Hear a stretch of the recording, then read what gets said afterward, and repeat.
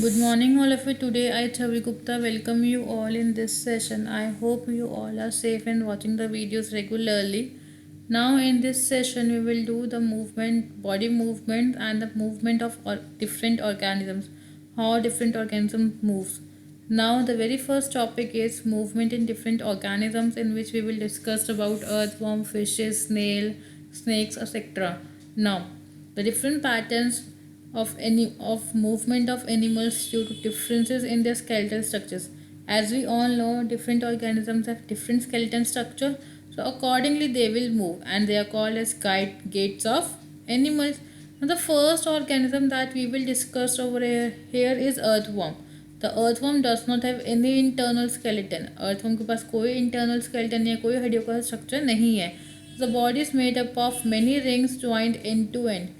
जो बॉडी होती है बहुत रिंग लाइक स्ट्रक्चर्स से बनी हुई होती है, ज्वाइंट होती है, एंड मसल्स इन रिंग्स के अंदर होती है, so that they can help in movement. Okay, now how the earthworm move is basically it first shorten its body. पहले वो अपनी बॉडी को आगे से छोटा करेगा, पीछे से बढ़ाएगा, एंड देन वो पीछे से एक पुश आएगा, एंड देन वो आगे की तरफ मूव करेगा. Okay, so these rings helps to extend and shorten the body. The skin of earthworm also has a large number of tiny bristles that help it to get a good grip on the ground. Now, repeated extensions and contraction of the body muscles.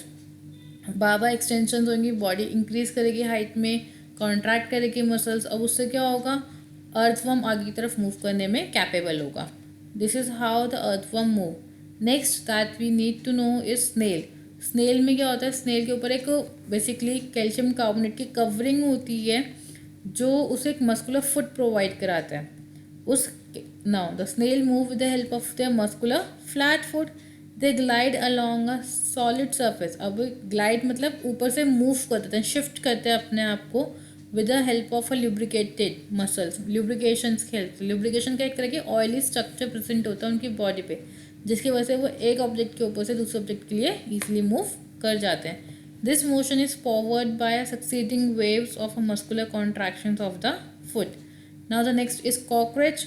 Cockroach आप सबको पता है क्या होता है, ठीक है. अब कॉकरोच के पास एक आउटर स्केलेटन होता है जिसके पास जॉइंटेड लेग्स होते हैं. तो उन जॉइंटेड लेग्स की वजह से वो ईजिली मूव कर पाता है. एंड ब्रेस्ट पर, उसकी चेस्ट पर बेसिकली विंग्स लगे होते हैं जिसकी वजह से वो फ्लाई कर पाता है. The body of cockroach is covered with a hard outer skeleton that is made of different units joined together. It has 3 pairs of legs for walking and 2 pairs of wings attached to the breast of flying. Now, it has distinct muscles that are used for movement. अलग अलग muscles हैं जो उसकी movement में help करते हैं. The muscles attached to the legs help in walking. जो muscles legs से attach है वो walking में help करेंगी, और जो muscles wing से attach है वो flying में help करेंगी. So therefore, the cockroaches are helpful in flying also and in walking also. But the cockroach are not good flyers because वहाँ पे जो muscles है वो properly develop नहीं है wings के साथ ताकि वो properly fly कर सके. Next is fish. Fish have a streamlined body that helps them swim with the least resistance. आप सबको पता है फिश के पास एक स्ट्रीमलाइन बॉडी है. एंड स्ट्रीमलाइन बॉडी मीन्स कि आगे और पीछे से पॉइंटेड होता है, उसकी वजह से उनका वाटर प्रेशर कम हो जाता है एंड वो ईजिली मूव कर पाते हैं. उनके पास टेल फिन है जो उनको थोड़े थोड़े जर्क्स देता है, झटके देता है, जिसकी वजह से वो अपनी डायरेक्शंस चेंज कर पाते हैं और अपना बॉडी बैलेंस मेंटेन कर पाते हैं.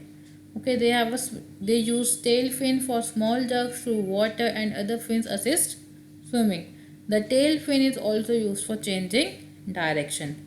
The next is snake. Snake is like an earthworm. इसके पास भी कोई लेग्स नहीं होती मूवमेंट के लिए. तो बेसिकली वो अपनी बॉडी मूवमेंट को कर्व्स की फॉर्म में मूव कराता है, एक्सटेंशन इन कॉन्ट्रैक्शन करता है, जिसकी वजह से वो एक फॉरवर्ड पुश क्रिएट करता है जिससे वो आगे मूव कर पाता है. Snakes do not have legs for movement but use a long backbone along with muscles for movement. Their body curves into many loops which gives it a forward push by pressing against the ground. Next we have a bird. Birds के पास एक skeleton structure होता है, muscular structure होता है जो उनको fly करने में help करता है. But the bones of the birds are totally hollow. अंदर से खाली होती हैं because they become light in weight, and खाली होंगी, हल्की होंगी, तभी वो ऊपर आराम से उड़ पाती हैं. ओके, नाउ अब जो मसल्स हैं आपके वो बोन से अटैच्ड हैं, सो फोर लिम्स मसल्स है मॉडिफाई हो जाती है विंग्स के अंदर, एंड हिंड लिम्स आपकी पर्चिंग में हेल्प करती हैं। ओके, अब फोर लिम्स जो विंग्स में मॉडिफाई होगी वो उन्हें फ्लाई करने में हेल्प करेंगी, उनकी डायरेक्शंस चेंज करने में हेल्प करेंगी एंड बॉडी बैलेंस बनाने में हेल्प करेंगी। The bones of the hind limbs are used for perching and walking. Hind limbs पीछे वाले लिम्स जिससे वो एक वायर के ऊपर बैठती हैं। Okay, the shoulder bones and breast bones are strong and support muscles of flight. Breast bone की मसल्स और जो शोल्डर बोन्स हैं वो आपस में अटैच होती हैं एंड बहुत ज़्यादा स्ट्रॉन्ग होती हैं ताकि वो फ्लाइट के टाइम पे अपने डायरेक्शंस और अपना बॉडी बैलेंस मेंटेन कर सके। Okay, now so what we have studied in this video is different parts, different organisms, how they move. Now we will see a video on this chapter, on this part. Okay, now we will see a video on this. The first we will have here the race is going on so that you can see different organisms, how they move and how they help in movement. The first we have earthworm, snail, cockroach, birds and snake. Now you can see here different organisms are moving and their speeds matter a lot. Now this is the earthworm. Earthworm can move with ease on a hard and slippery surface. You can see वो आगे पीछे move कराने के लिए अपनी body को shift कर रहा है आगे पीछे. Okay, now see, you can see over here earthworm shift कर रहा है बार-बार, can move with an ease. Now see, over here you can see that the earthworm में constrictions है, rings बने हुए हैं. These rings are known as these rings are like a skeleton structure for earthworm and नीचे bristles बने हुए थे आपके. So ये bristles क्या कर रहे हैं, आपको movement में help कर रहे हैं. These are the muscles of earthworm. Now when they move, जब earthworm move करता है तो ultimately क्या होता है क्लास, यहाँ पे the body of an earthworm secretes a slimy substance that help it to move. एक slimy सा substance secrete करता है ताकि वो easily move कर पाए.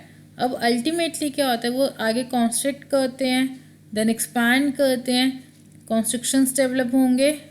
Earthworm eat their way through the soil, soil eat करते हुए चलते हैं, throw away undigested food which improve the quality of soil. Excretory pores हैं जो सॉइल में से एक्स्ट्रा वेस्ट, जो बॉडी में से एक्स्ट्रा वेस्ट बाहर निकालते हैं और इसी से सॉइल इम्प्रूव हो जाती है आपकी.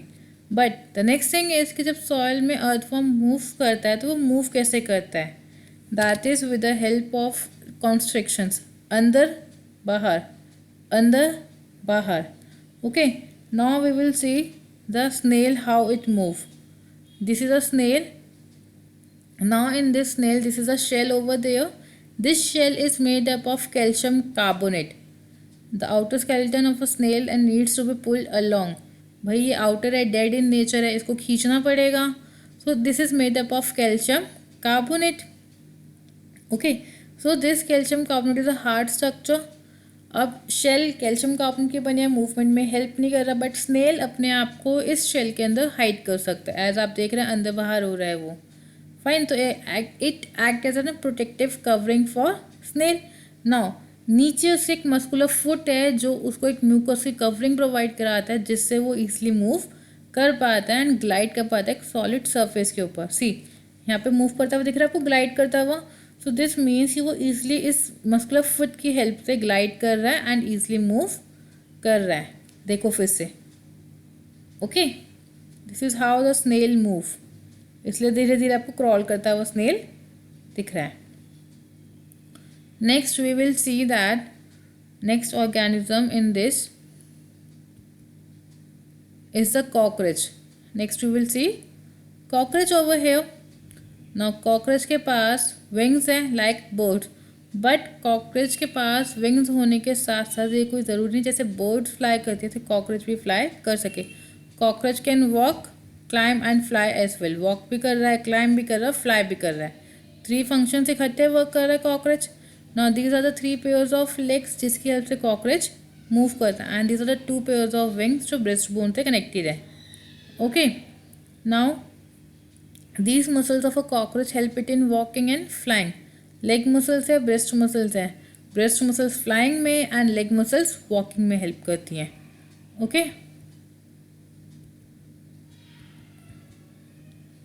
Now you can see here we have a spines on the legs. Legs पे स्पाइंस है जो सैंड एंड वाइड मैश पे मूव कराने में हेल्प करते हैं. Okay, now you can see over here वो कितना ईजिली क्लाइंब कर पा रहे हैं, वॉक कर पा रहे हैं, बिकॉज स्पाइंस उनको ग्रिप बनाने में हेल्प करता है. Next we will see the birds over here. Now the birds are flying continuously. The birds, these are the bony parts of the forelimbs जो फ्लाइंग में हेल्प करते हैं. लाइट एंड होलो बोन्स अंदर से खाली होते हैं जो उनको फ्लाई में हेल्प करती हैं. द ब्रेस्ट बोन है जो फ्लटर द विंग्स, जो विंग्स के साथ अटैच होते हैं और उनको फ्लैप मूवमेंट में हेल्प करती है. एज यू कैन सी वो ऊपर नीचे मूव कर रहे हैं. दिस इज़ अ टेल जो फ्लाइट की डायरेक्शन बताते कि आपको आगे जाना है या लेफ्ट राइट जाना है.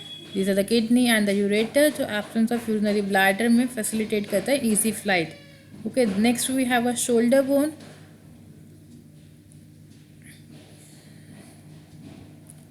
Now you have seen how the birds are flying. Next we have the snake over here. Snake आपको दिख रहा है क्रॉल करता हुआ एंड 8 की शेप कॉन्टिन्यूसली बना रहा है. Now you can see over here in the snake how it crawls. Snakes have a scales. आप सबने देखा है स्नेक्स की बॉडी पे स्केल्स होते हैं. एक लॉन्ग बैकबोन होती है, इंटरकनेक्टेड मसल्स होती हैं. यू कैन सी एक लॉन्ग बैकबोन है, इंटरकनेक्टेड मसल्स हैं, रिब्स फॉर्मेशन है. नाउ इसकी वजह से क्या होता है, स्नेक ईजिली मूव कर पाता है इंटरकनेक्टेड मसल्स की हेल्प से. See how it crawls in the shape of zigzag shape. तो snakes have difficulty in moving on every smooth surface. वो बहुत स्मूथली सरफेस पे मूव नहीं कर पाते. Now you can see that these are the structures that the snakes formed. Okay, कैसे snake move कर रहा है, कर्व की शेप में मूव कर रहा है. एंड इस कर्व्स में होता है एक्सटेंशंस एंड कॉन्ट्रैक्शंस बनते हैं. Snakes can not move in a straight line. आपने देखा कि वो जिगजैग पैटर्न में मूव कर रहे हैं. तो दैट मीन्स कि हर एक ऑर्गेनिज्म अलग अलग पैटर्न बनाता है मूवमेंट के लिए. So I hope this content is clear to you how different organisms move and what body parts help them in movement. So that's all for today. Thank you and have a nice day.